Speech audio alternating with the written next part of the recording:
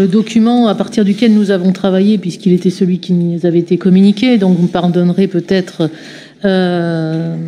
d'être pas forcément en lien avec celui qui a été présenté, quoique. D'abord deux sujets. Le premier, je l'avais identifié dans la page 26, mais là peut-être que ce n'est plus ce numéro de page, peu importe. C'était celui qui parlait de la requalification des trottoirs dans les quartiers extra-boulevards et finalement uniquement dans le grand et beau quartier de Codéran, à savoir une enveloppe de 1,8 million qui est annoncée pour ces trottoirs sur 6 ans. Ça fait donc 300 000 € par an. Et 1 million qui s'y rajoute pour favoriser le rabattement piéton vers les futures stations du BHNS. Donc j'imagine que c'est la même chose que sur les sommes qui sont dans les fiches du contrat de Codev que vous nous avez présenté tout à l'heure. Vous nous le direz, confirmerez ou infirmerez. De toute façon, par rapport à ça, moi je voulais savoir quels seront... combien, avec ces sommes-là, c'est-à-dire 300 000 par an, de linéaires de trottoirs seront effectivement concernés sur une année et sur les 6 qui sont prévus? Combien de rues sont fléchées? Sur quel planning? Et si possible, sur quelle rue? Moi, j'aurais besoin de ces précisions parce que ça n'apparaît pas dans le document, ni celui qu'on a eu, ni celui que vous avez présenté tout à l'heure. Bon, évidemment, on salue l'effort financier qui est proposé ici par Bordeaux Métropole, parce que c'est vrai qu'il y a encore beaucoup à faire en la matière sur ce quartier. Et requalifier les trottoirs de Codéran comme vous l'annoncez, on a l'impression que c'est tous les trottoirs de Codéran, et évidemment, avec une telle somme, même si elle est importante, ça ne sera pas tous les trottoirs. Voilà pourquoi je demande, s'il vous plaît, une liste.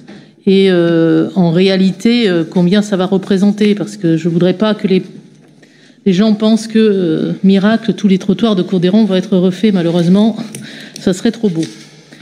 Le deuxième sujet, et là je rejoins ce qu'a dit mon collègue Thomas Cazenave sur l'extension du stationnement résident pour les zones extra-boulevards.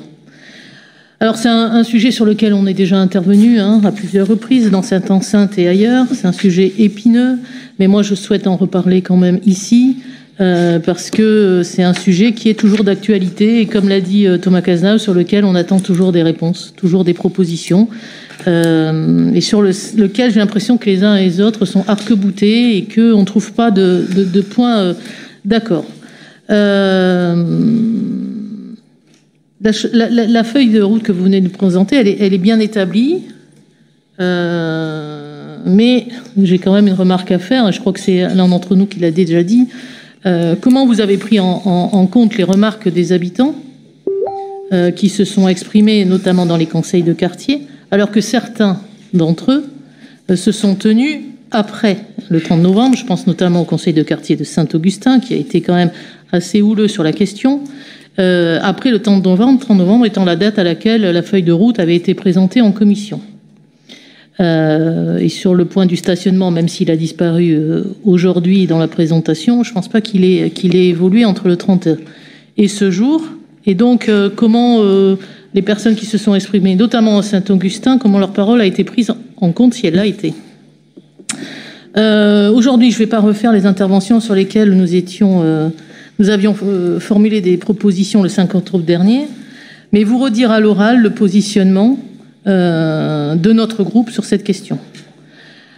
Elles sont identiques, mais je préfère les redire pour qu'elles soient prises en compte et en tous les cas discutées sérieusement. D'abord, notre première proposition, vous le savez, c'est des zones résidents sans limitation de durée pour les habitants, avec un tarif symbolique de 1 € pour le premier véhicule et la gratuité pour le deuxième véhicule. En effet, nous sommes sur des zones où souvent les familles ont 2 véhicules, et pas forcément pour leur plaisir. Deuxième proposition, ce sont des zones bleues. Alors vous allez de nouveau dire que ce n'est pas possible.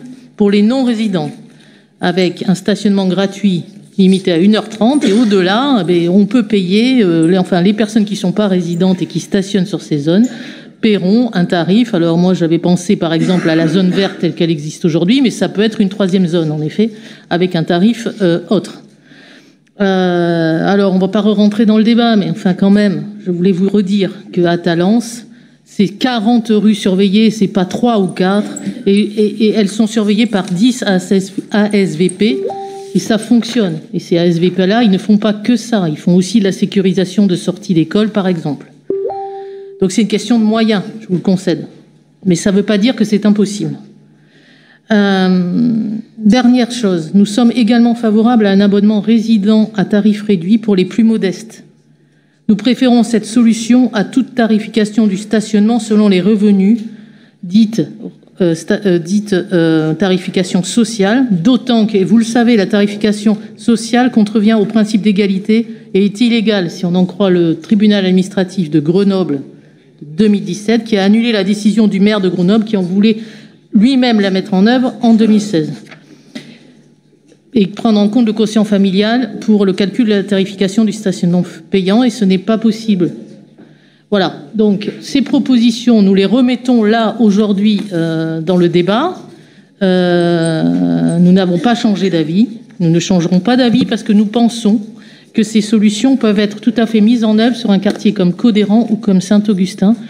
Et nous aimerions, in fine, savoir vers quoi on s'oriente et quand est-ce que les habitants auront enfin une décision sur ce sujet du stationnement résident. Je vous remercie.